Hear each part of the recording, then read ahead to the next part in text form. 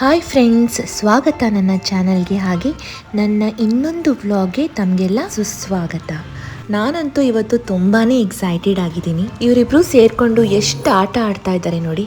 ಇನ್ನು ಧೀರನಂತೂ ತುಂಬಾ ಎಕ್ಸೈಟೆಡ್ ಆಗಿದ್ದಾನೆ. ಅವನಿಗಂತೂ ಫ್ರೆಂಡ್ ಮನೇಲಿ ತುಂಬಾ ಮಜಾ ಬರ್ತಾ ಇದೆ. ಇನ್ನು ಫುಡ್ ಅಂತೂ ತುಂಬ ಡಿಫ್ರೆಂಟಾಗಿ ಅರೇಂಜ್ ಮಾಡಿದ್ರು. ಪಾಯಸದ ಜೊತೆ ಕಬಾಬ್ ಏನು ಕಾಂಬಿನೇಷನ್ ಗೊತ್ತಿಲ್ಲ, ಬಟ್ ತುಂಬ ಚೆನ್ನಾಗಿತ್ತು.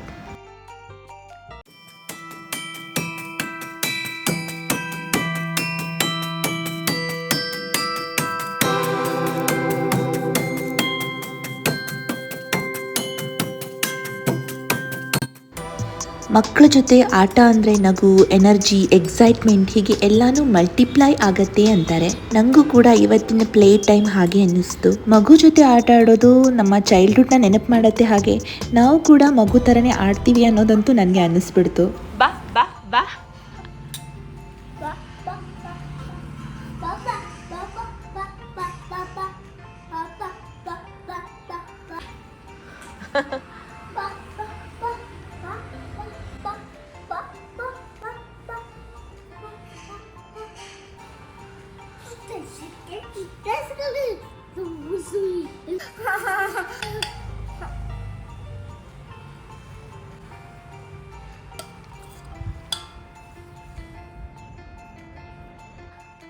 Mama.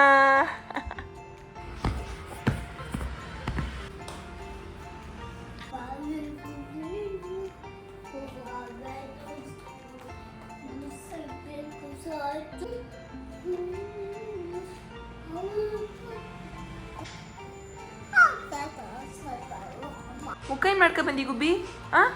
ಇದೇನಾ? ಏನಿದ? ಹನುಮಂತ ನೀನಾ? ಹನುಮಂತ ಮೊಸರು ಯಾಕ ನಮ್ಮನಿ ಮಿತ್ಕಂಡು?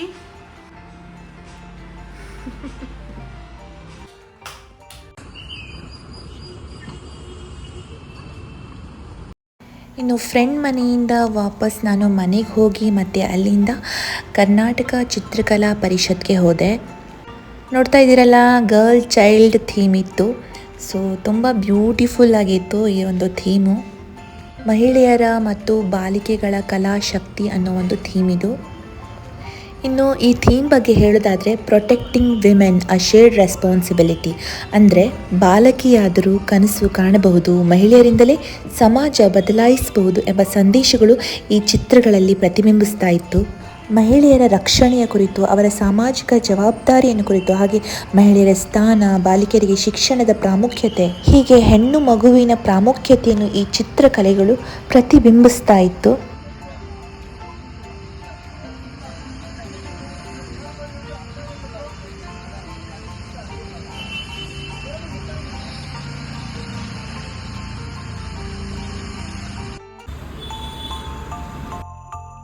ಫೈನಲಿ ಇವತ್ತಿನ ಈ ವ್ಲಾಗ್ನ ಇಲ್ಲಿಗೆ ಎಂಡ್ ಮಾಡ್ತಾ ಇದ್ದೀನಿ.